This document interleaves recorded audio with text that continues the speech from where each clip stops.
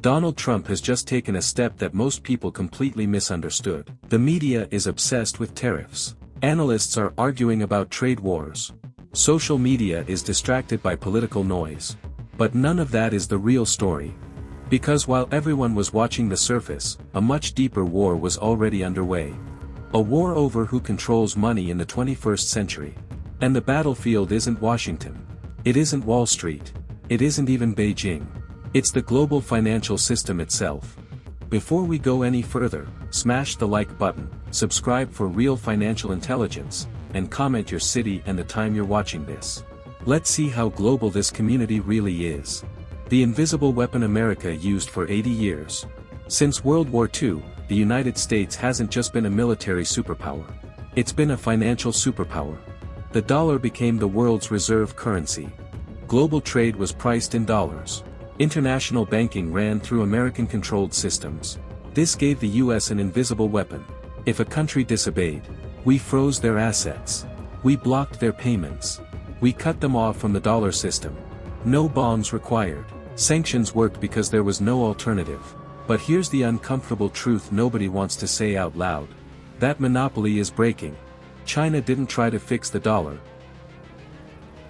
While America argued about crypto regulations and inflation narratives, China was building something entirely different. Not a better dollar. Not a reform of the system. A replacement.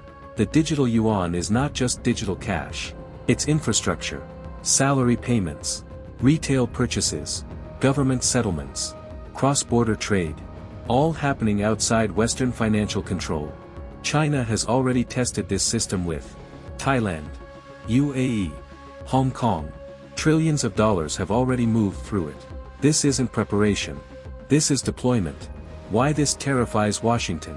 American power depends on access control. Control the system, control the behavior. But the digital yuan bypasses SWIFT, Western correspondent banks, dollar settlement rails. Once major trade routes stop using dollars, sanctions stop working. That's the nightmare scenario. But China made a fatal mistake. China assumed efficiency was enough. They forgot about trust. The digital yuan is fully monitored, fully reversible, fully controllable. Every transaction is visible. Every wallet can be frozen. Every user is trackable. For domestic control, that's perfect. For international adoption, it's poison. No sovereign nation wants Beijing watching its economy. And this is where Trump changes the game. Trump doesn't want control. He wants positioning. Instead of building another government-controlled system, Trump chose something radical. He embraced assets that nobody controls. Bitcoin, gold, not as ideology, as strategy. Bitcoin, the neutral weapon. Bitcoin isn't American. It isn't Chinese. It isn't European. That's the point. No country can print it. No central bank can manipulate it. No government can shut it down globally. Trump's executive order creating a strategic Bitcoin reserve sends a message the world immediately understands. America is not afraid of neutral money. We're prepared to hold it. The US already owns around 200,000 Bitcoin. But proposals exist to acquire up to 1 million Bitcoin over time. That's roughly 5% of all Bitcoin that will ever exist. Now think strategically. If Bitcoin becomes the neutral settlement layer for international trade, every country using it increases the value of America's position. No enforcement, no pressure, no resentment, just math. China's worst scenario. China cannot embrace Bitcoin. Why? Because Bitcoin removes control. And control is non-negotiable for the CCP. If China legitimizes Bitcoin, capital flight increases. Surveillance weakens. Monetary authority erodes. So China is trapped. America isn't. Why Bitcoin alone is not enough. Crypto gives neutrality. But neutrality without credibility doesn't anchor trust.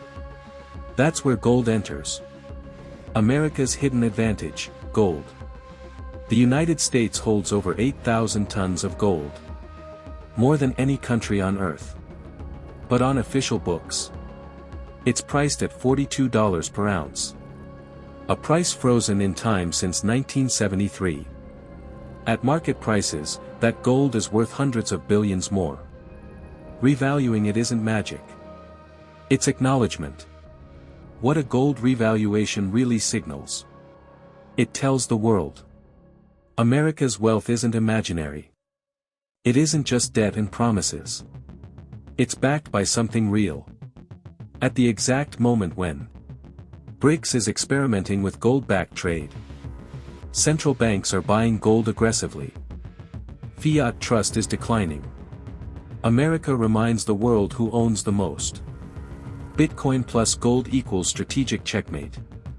Gold provides stability, history, confidence. Bitcoin provides speed, neutrality, innovation. Together, they do something unprecedented. They allow countries to escape Chinese surveillance without submitting to American domination. And yet, America benefits the most. That's the genius. Every move China makes backfires. If China buys gold, US gold becomes more valuable. If China promotes digital yuan, trust resistance grows. If China bans Bitcoin, America mines more. There is no winning counter-strategy.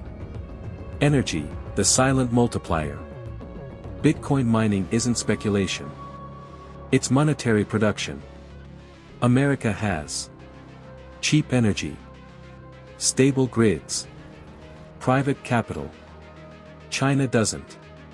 States like Texas aren't just energy hubs anymore. They're future money factories. This is why Trump moves fast. Financial wars don't wait for legislation. Technology doesn't pause for committees. China moved fast. Trump understands speed is power. Executive orders beat delayed consensus. What this means for you. If the dollar weakens, cash loses value. Bonds suffer. Savings erode. Technology doesn't pause for committees. China moved fast. Trump understands speed is power. Executive orders beat delayed consensus. What this means for you. If the dollar weakens, cash loses value. Bonds suffer. Savings erode. If America's strategic assets rise, Bitcoin holders benefit. Hard asset holders benefit. This isn't politics. It's positioning. The final truth. This isn't about preserving the old system. That system is already dying. This is about winning the transition. China wants control. America wants leverage. China builds cages. America accumulates keys. The question isn't whether global finance will change. The question is, will you understand it before it's too late?